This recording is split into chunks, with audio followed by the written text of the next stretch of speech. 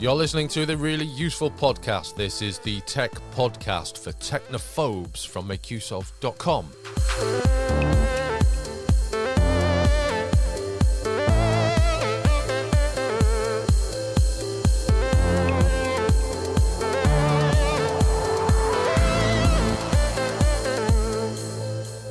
Welcome to the show. My name is Christian Corley, and with me is Gavin Phillips. How are you doing, Gavin?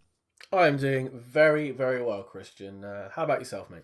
Not bad, thank you for asking. It's got a little bit cold here. I came out to my office this morning, switched on my radiator, and nothing happened.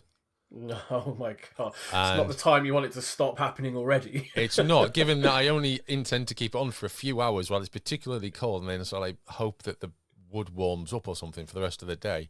The fact that it didn't come on for the first 2 hours was really, it was like time to put on an extra vest. But it turned out, silly old me, I've got this magnet from an old crowd-funded LED light thing that died. I kept the magnet because it's kind of decent. See if you can hear this. Oh, yeah. Yeah. It's a nice, decent magnet. Now, what happened is I actually had it stuck on the radiator, just below the switch. Oh, I see. I was stopping it from turning on properly. Yep. No way. Yes way. But I worked it out, so I have heat, and it will be joining me for the rest of this podcast, and then it's going off. So we are here to discuss the latest tech news that matters. This is new features for the gadgets that you use, security news that you need to know about, and then we'll have some tips and tricks for you, and then we'll finish hopefully with some recommendations, things that we've seen or enjoyed recently that you may like. We're going to kick off with the news that hackers have taken over Microsoft Exchange servers with OAuth. Is that how you say it? OAuth? Apps. I've always thought it was OAuth, or else you'd be trying to combine it into some sort of very vowely type word, wouldn't you? Yes. OAuth. Yeah. Indeed. So malicious attackers are using OAuth apps to gain control of Microsoft Exchange servers and spread spam. To be honest, it's not an complete surprise that this has happened. On September the 23rd, it was stated in a Microsoft security blog post that the attacker threat actor launched credential stuffing attacks against high-risk accounts that didn't have multi-factor authentication enabled and leveraged the unsecured administrator accounts to gain initial access.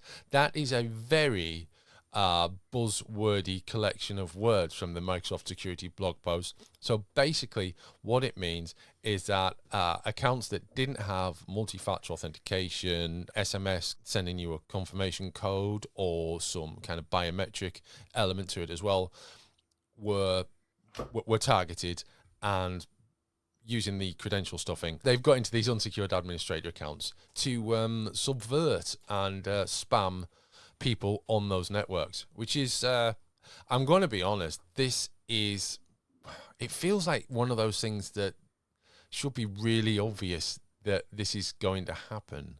Well, I was just going to say, I think in this day and age, any sort of high-level account, and actually even any account really not having some form of multi-factor authentication switched on, it's just a bit beyond the pale, isn't it? Absolutely agree. 2022, attacks like this happen all the time. It's not just with OAuth. All sorts of protocols are attacked because they know there'll be vulnerabilities in them. And one of the easiest ways you can protect yourself, it's not guaranteed to work 100% of the time, obviously, but you are at least giving yourself that extra layer of protection that you might receive a notification saying, oh, someone on the other side of the world is trying to access your account. And you can say, well, that's obviously not me. Reject, So why isn't it switched on to begin with? I don't know. Yeah, it's the other thing as well is that this is it's Microsoft Exchange. Organizations and educational facilities and other public bodies and big companies are paying a lot of money to use Microsoft Exchange. This is going to hit work accounts, it's going to hit, if you're a student, hit your university emails. And that, it's happened. and it's getting patched and mitigated against, and there will be people in where you work, IT departments, whether they're on site or they're off site or they're completely contracted, kicking servers over this because it is mind-blowingly inept from Microsoft that this has been allowed to happen, frankly. Yeah, absolutely. Yeah, and it's like you said, actually, it's all the it's the knock-on effect of the downtime, isn't it? Like you said, doctors, nurses, teachers that suddenly can't access their accounts or whatever, having to go back to using, oh my gosh, back to the dark ages of pen and paper. But but it's the knock-on effect then of that, though. Like, you remember during the summer, I think there was a major ransomware attack. Well, I mean, there are always big ransomware attacks going on, aren't there? But on a few medical facilities, and the longer it went on, the more and more paperwork, like actual paperwork, doctors, nurses, receptionists were having to do, to the point where they were saying this backlog is going to cost us maybe 3 to 6 months in manpower working to process all of this for the sake of, I don't know, 2 weeks or whatever it was, not being able to access their computers properly. So the knock-on effect is just phenomenal. Yeah, it angers me. It really does. I know that reasonably recently. I worked in the NHS in the UK from 2003 till the very beginning of 2003 till the very end of 2007. So essentially 5 years. And since that time, on several occasions, I have seen. So I'm pretty sure they still do it. The internal mail vans. So I'm pretty sure there is still a means in that, from that point of view at least, of moving paperwork around. But it's going to be a less likely thing these days because everyone relies on digital. Apart from Putin, obviously, who still uses a fax machine. And football clubs. So there you go. Yes. One and the same. Yes. Yeah. Oh, deadline day faxes. Okay, staying with Microsoft, they are enhancing the Windows 11 Photos app with OneDrive integration. It's another one of those features that you think you should have had already. Microsoft has announced that it's beginning to roll out a brand new Photos app for Windows 11, which isn't quite ready for release. Although I've read elsewhere that actually there's a load of things that are not yet ready for release that you can actually enable manually, but that's another thing entirely. The list of changes include organising photos with productive and beautifully redesigned, purpose-built, and he said porpoise built then, purpose-built experience. Those porpoises at Redmond, they really drive them, don't they? Easily back up your photos to OneDrive and keep your memories safe. Celebrate a life well lived, with improved memories, experiences. Be productive with multi-window and multi-screen. Easily view your OneDrive storage quota usage and add more storage, and import and manage your photos from external sources such as your phone and camera. It's pretty much what Google have been doing with Google Photos for about 5 years, isn't it, really?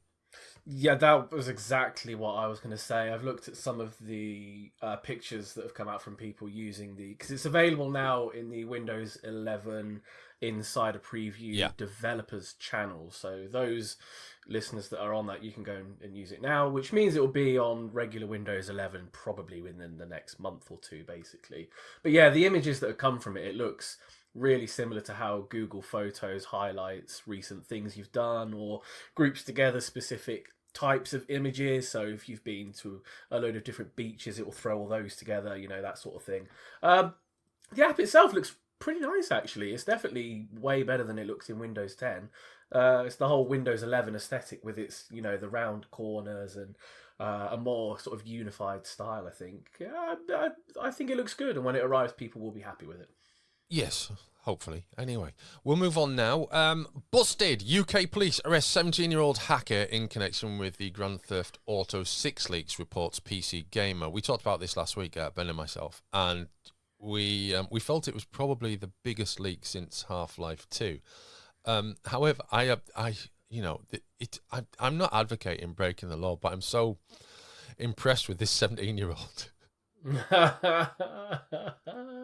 Absolutely. So apparently the person in question allegedly breached several other major companies as well before Wow. turning their eyes to Rockstar. I don't know if you've seen this, but allegedly, we'll go strong with allegedly here, that it was he's also breached Nvidia, Microsoft, and Samsung as part of a wider hacking group. So they've definitely been on the rampage. The person was also apparently linked to the Uber Yeah. hack as well. Yep. Did I read that? You did. They've definitely been putting themselves about with some of the biggest tech companies around. The overall effect on Grand Theft Auto 6's development, I think, is sort of still up in the air, though, isn't it? People that I know that are game developers have said it's sort of here nor there. Like, they will have to make changes, obviously, but it's not nearly as bad as some people have indicated, saying, "Oh, they're going to have to rewrite the entire source code for the entire game." They said it just wouldn't happen at this stage of things. It's an absurd thing to even suggest that, but they may well make some tweaks to it so that hackers are going to take a bit longer to break into parts of the game, because obviously hacking was and remains one of the biggest issues of Grand Theft Auto Online, which stemmed from Grand Theft Auto 5. I mean, it's a terrible, terrible experience. I don't know if you've ever played it, but it's awful. Yeah, no, well, some people really enjoy it, obviously, and there are some good parts to it, but the amount of people that are obviously cheating and hacking just makes it just a terrible experience, I think. That doesn't sound good, does it?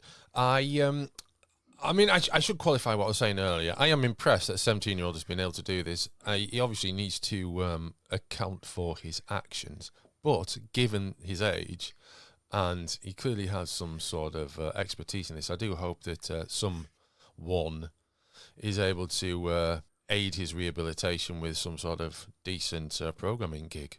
He'll be one of those ones that gets swept up now into the world of government hacking and will be forever in their debt.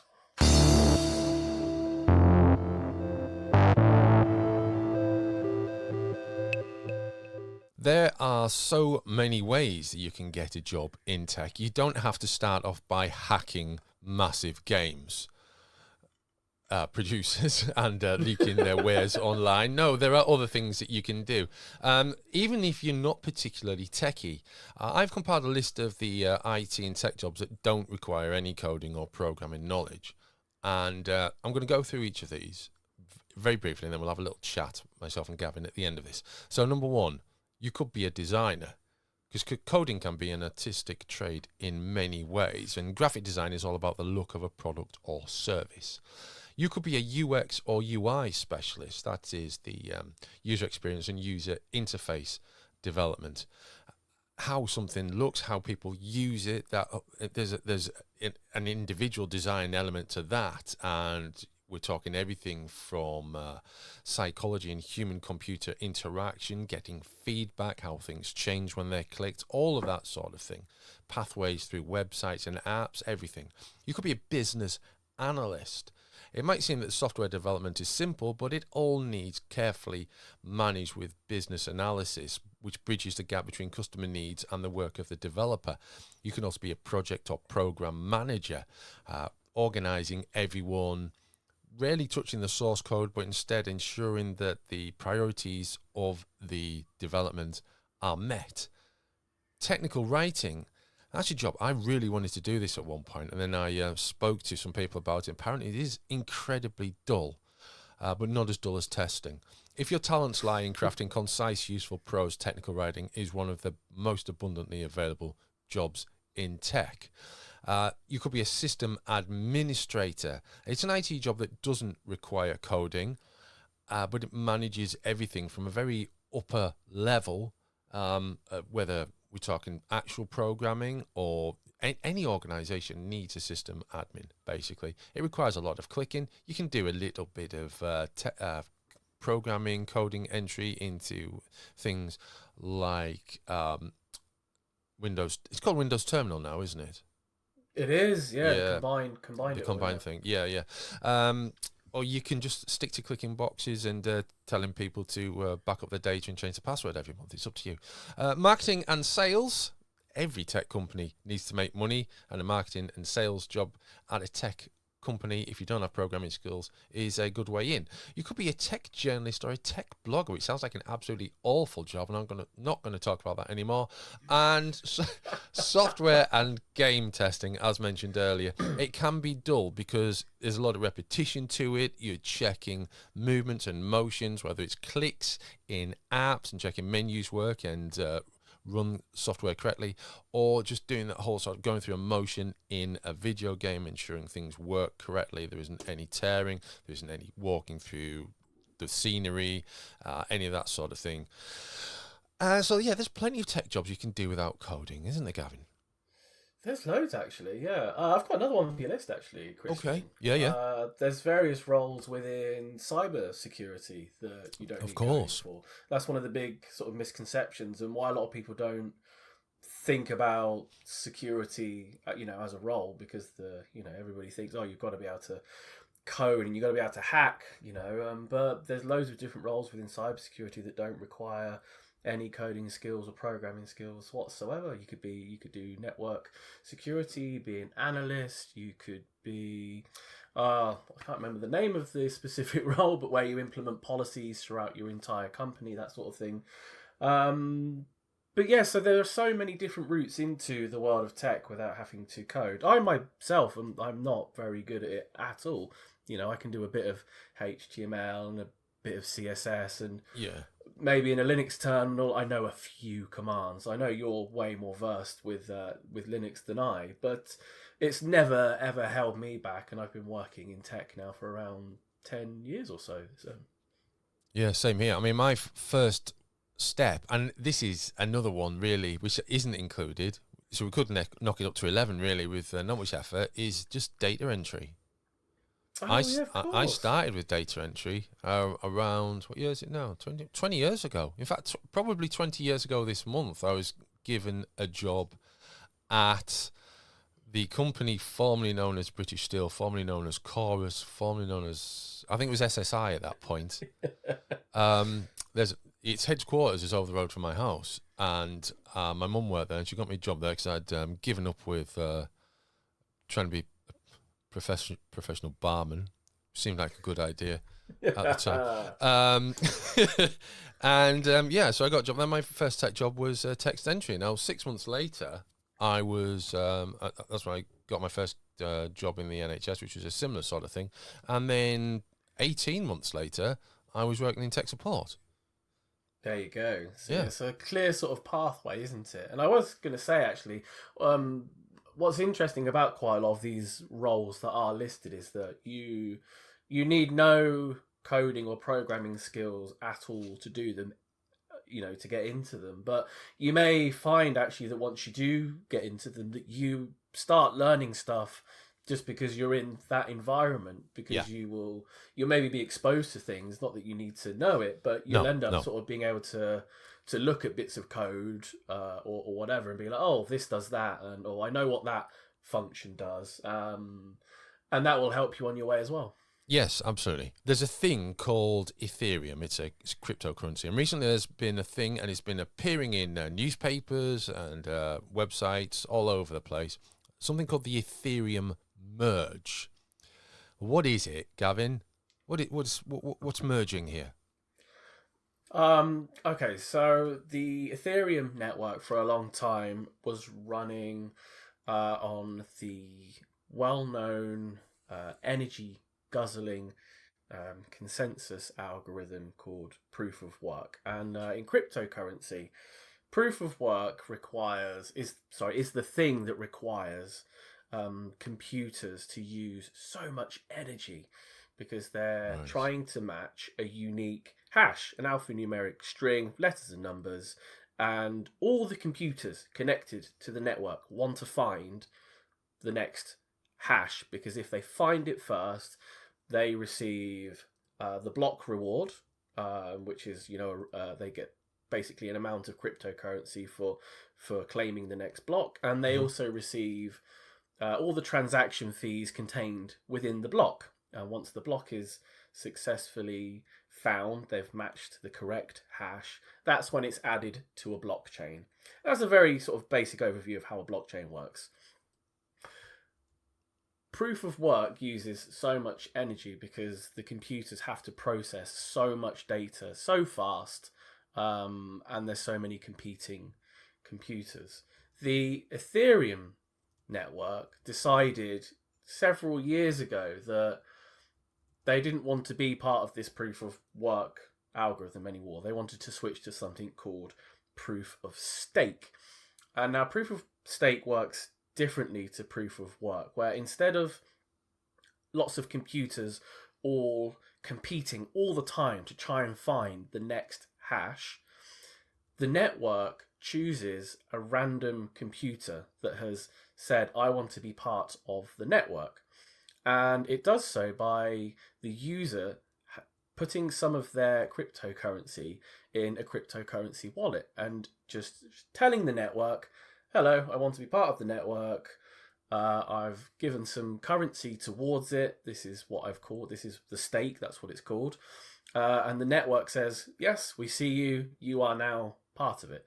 And again, this is a very, very simplified way of looking at it, but it is effective how it works. And then when a new block, so if you remember, the block is the thing that contains the transactions made on the network. So instead of the computers competing for it, it's randomly allocated to any computer on the network that has staked the correct amount of money. So this is where the name, the merge, comes from.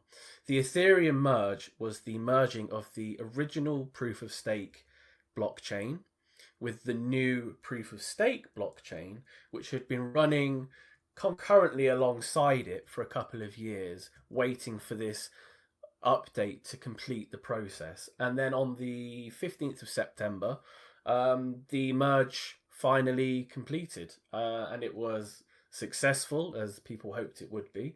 And it switched the Ethereum blockchain permanently from proof of work to proof of stake.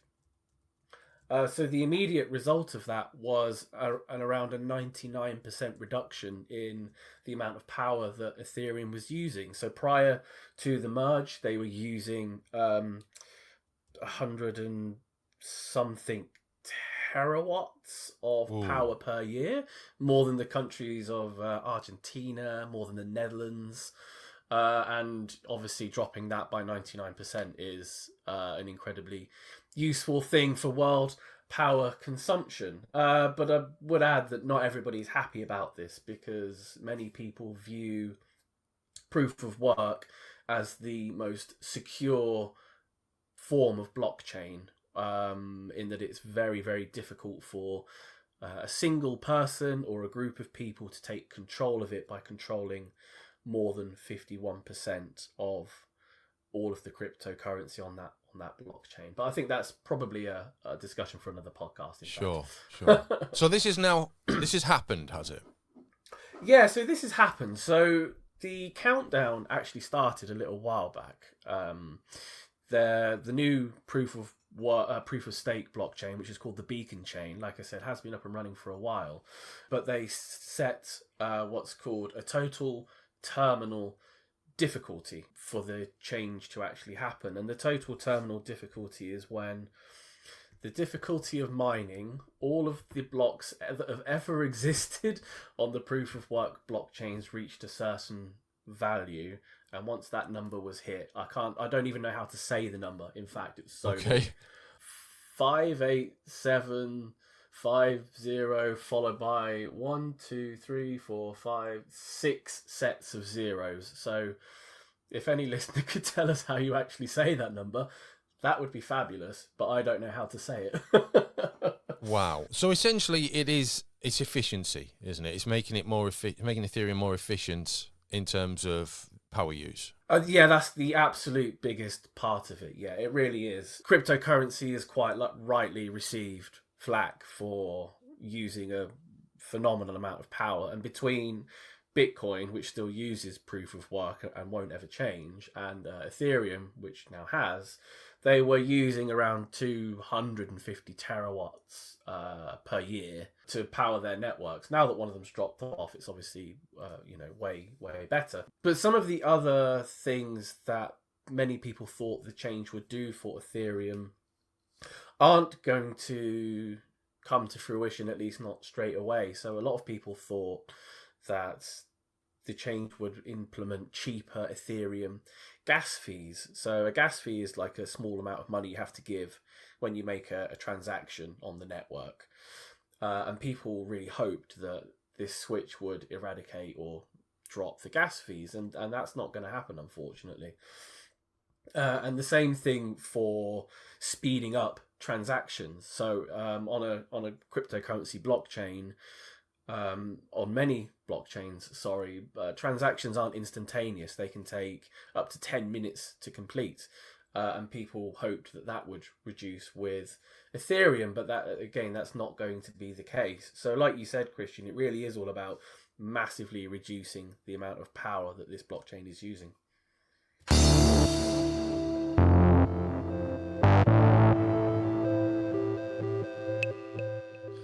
Well, that brings us towards the end of our show, which is always a good time for us to recommend something to you.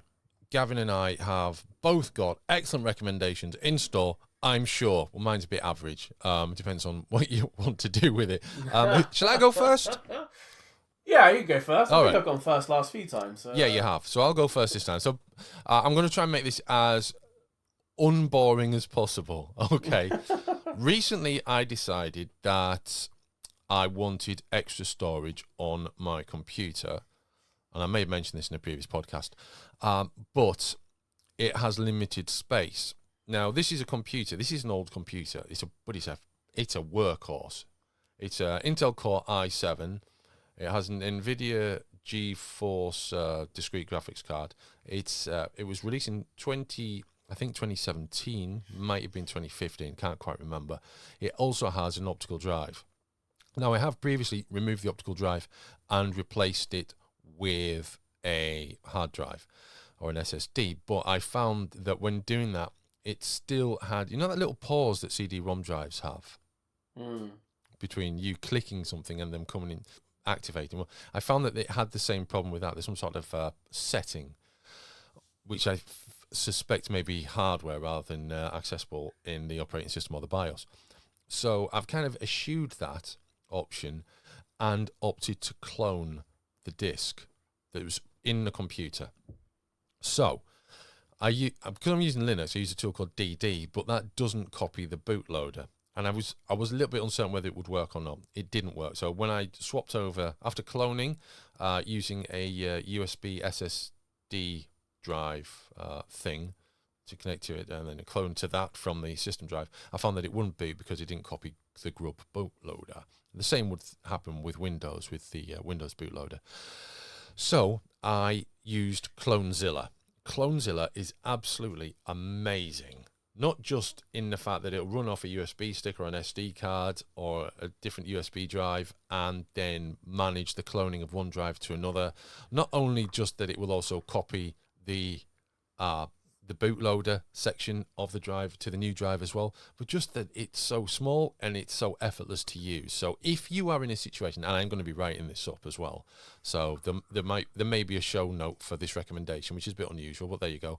If you do need to clone a system drive, a drive that's an important drive that you need to use almost right away, whether or not it's failing, or if you do need to move to larger storage and you're limited with your internal storage options, I would recommend CloneZilla. Nice. I've used it in the past actually for fixing a broken USB drive. I think I think maybe it was the disk write protection error that can sometimes happen on USB drives, where no matter what you do, it says the disk is write protected. I'm fairly certain I used CloneZilla to eventually just take an entire clone of it, copy it back onto my desktop, and take the data that I needed, and then it let me fix the USB drive after I'd actually removed the data. So there's maybe something corrupt in there. But yeah, it's a fantastic bit of kit there, CloneZilla, as it really is. Definitely. So what's your recommendation, Gavin? I've got like a sort of mixed recommendation. Okay. I've got some headphones that I'd like to tell you about first. These are the One More Sonoflow wireless active noise cancelling headphones. and they are from the company One More, who makes some really good earbuds and stuff as well, actually. They come with really decent ANC, active noise cancellation. And one of the things I really like most about these headphones is that when you've got the ANC on, you still get up to 50 or 60 hours of playback, which, if you think about how quickly the battery would run out on a set of earbuds if you were using ANC, sometimes you get a maximum of 8 hours tops, and that's really going some. Yeah. Obviously, the size difference means that proper headphones have bigger batteries, so it is to be expected, but the rating of 50, 60 hours is still really, really good. Yeah. Adding to that, it comes with some really good high res audio streaming. You can use high res Bluetooth codec, so if you've got a high res audio service like Qbuzz or Tidal's the other one that most people use, then you can use that, and also if you've got your own high quality audio on a device that you can use. So these are really good. Oh, and the other thing is they're really comfortable, like really comfortable. Yeah, I've had them on. I'm using them right now, in fact. Oh. Yeah, they're that good. I'm actually using them. But they're very, very comfortable, and they are worth the go. So that's the One More Sonoflow wireless active noise cancelling headphones. The second thing I wanted to just recommend was this game called Dungeons of Sundaria, which I found lurking in my Steam game list. And I was like, I don't remember purchasing this. So game. many of those. Yeah, and I was like, where's this come from? So I clicked it, and it says, because I bought a game many, many years ago called Kings and Heroes, which was hilariously poor quality. I think they stopped development of the original game and just started a new one. Right. But then used quite a lot of the same assets from it. But it's hilariously good fun. It's a hacking and slashing dungeon game. It's a co-op game for 4 people. And you run through dungeons, and you grind through mobs, and you get to the big bosses. There's loads of loot. There's all sorts of hilariously bad, janky animations. Some terrible, terrible voice acting. So all of these things add up to a game you maybe would think you wouldn't suggest, but if actually you want a bit of a laugh with some mates, it's really, really good fun. So that's my second suggestion. Excellent. It's a bumper crop of recommendations in this week's really useful podcast. The links to those will be in the show notes, along with everything else that we've discussed this week. If you've found anything that you could use in this week's podcast, please let us know. Pass it on to people who would also make use of it. Oh, dear me. And leave us a recommendation, subscribe, all that sort of thing in the usual places. We'll be back for another show next week. Until then, it's goodbye from us.